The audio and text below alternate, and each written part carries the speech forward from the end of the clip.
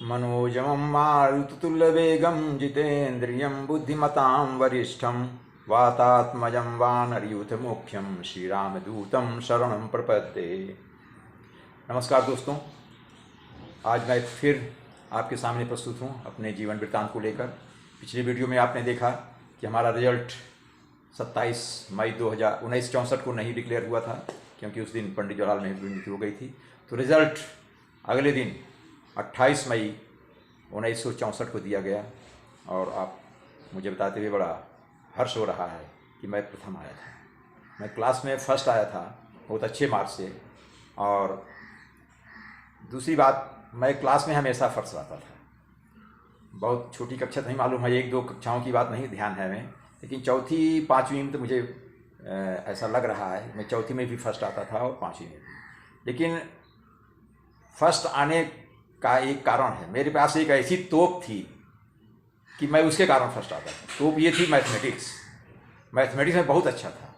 इतने लंबे मार्जिन से मैं लीड करता था कि अगर दूसरे विषयों में मैं अगर 1 या 2, 5, 10 मार्क्स से अगर मैं पीछे हो जाता था किसी से, तो मैथ में मैं इतने मार्जिन लेकर लीड करता था कि मैं overall I was coming first.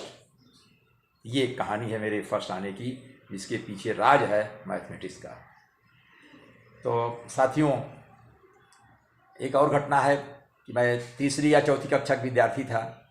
तो उस दिनों सुलेख लिखना पड़ता था। घर से अच्छी राइटिंग लिख करके ले आना पेन से, क्योंकि तीसरी कक्षा से कॉपी वगैरह शुरू हो गई थी। तो मेरी राइटिंग बहुत अच्छी नहीं थी, बट बेटर देन एवरेज। लेकिन मेरे पड़ोस में एक हजारी लाल थे, वो हमसे एक क्लास आगे थे। अगर मैं तीसरी में था तो चौथी में थे, मैं चौथी में था वो पाँचवीं में थे। उनकी writing, his writing was the best in the विद्यालय, इन दैट प्राइमरी स्कूल। तो एक दिन मैंने बहुत संभाल के लिखा, बहुत बढ़िया लिखा, इतना स्लो लिखा, बढ़िया लिखा। और जब दिखाया तो हमारे मुंशी जो श्रीनाथ मौर्य जी थे, उनका नहीं, ये तुम्हारी राइटिंग नहीं है ना, हमको 2 डंडा लगाया। अरे हम के नहीं जी, हमने लिखा है। वह नहीं, हजारी लाल की राइटिंग लग रही है। हजारी लाल बुलाया गया, वो आए, बोले भाई बताओ तुमने लिखा? बोले नहीं जी हम नहीं लिखे। हम नहीं लिखे, ये तो अपने घर में लिखे, हमने नहीं लिखा। बोले पक्का? बोले झूठ नहीं बोल रहा हम। बोले देखो, हजारी बोले नहीं, राइटिंग तो बहुत बढ़िया, लेकिन मेरी राइटिंग नहीं है सर, मैंने नहीं लिखा। तो मुंशी जी बहुत पछताए। और दूसरी एक और घटना बताऊंगा कि मैं 5वीं क्लास में जब पढ़ रहा था, तो हमारे बड़े भाई श्री मानीचंद वो 8वीं में थे, तो मऊआ में पढ़ते थे, क्योंकि प्राइमरी स्कूल में केवल 5वीं तक पढ़ाई थी। तो उन्होंने कहा ऐसा है, रात में चलो पढ़ा करेंगे हम लोग, आप लोग पढ़िए, बोर्ड की परीक्षा आने वाली थी। 5वीं में करीब ठंडी का महीना था। तो वहाँ पर हमारे घर में, नया घर जो है वहाँ पर एक बहुत बड़ी दालान थी, वो रामचंद्र के घर था एक्चुअली, उनके यहाँ। तो उस समय तो वहाँ कोई रहते नहीं थे, तो उनके हिस्से में पड़ा बाद में।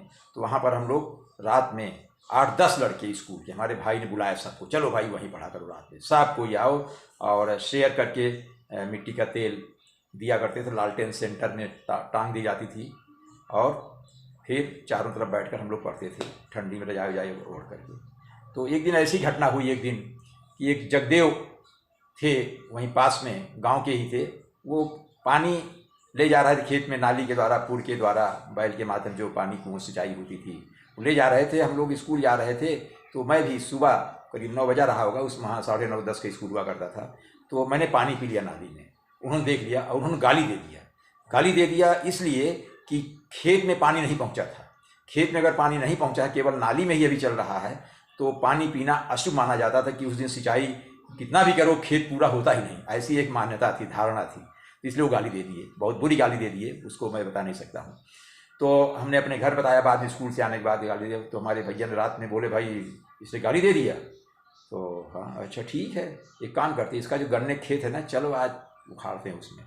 करीब सब कोई रात में जब सो गए होंगे गाँव वाले पास में, तो हम लोग रात में गए, गन्ना उखाड़े करीब 50, और उसको हम लोगों ने चूस कर उसकी जो खोइया, जो वेस्ट मटेरियल था, उसको बगल में ही खेत में, वो जुताई हुई थी, माटी भुरभुरी थी, उसके अंदर मिट्टी हटाकर उसको उसी में ढक दिया। तो 2-3 दिन के बाद जिसका खेत था, वो एक साहतू दादा थे हमारे गांव के, उनका खेत है, वो हल लेकर आए, जब जोतने लगे तो उसमें से खोइया निकल रही है। अरे बोले भाई ये क्या हो गया, वो घबरा गए। अरे किस चोर ने किया, इतना ज़्यादा कौन चोर जो है यहाँ खाया हो, इसको ढक दिया, घर के में ले गया। तो बाद में जगदेव जी को शायद हो सकता पता लगा हुआ हो या नहीं लगा हो तो नहीं मालूम, लेकिन वो डायरेक्टली कह नहीं सकते थे कि किसने रिएक्शन दिखाया। तो ये साथियों आपके साथ मैंने शेयर किया। अगली वीडियो में फिर मिलेंगे। धन्यवाद।